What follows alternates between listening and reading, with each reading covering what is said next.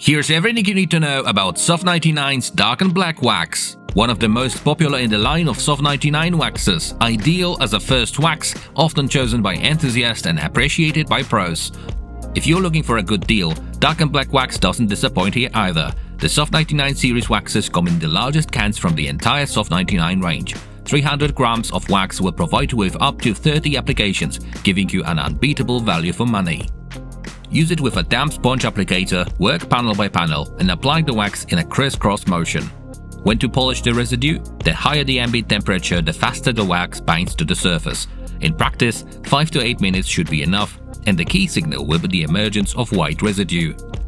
If you want to enjoy the effect longer, remember to wash the car regularly by hand with a pH-neutral shampoo, avoid automatic car washes and strong cleaning agents.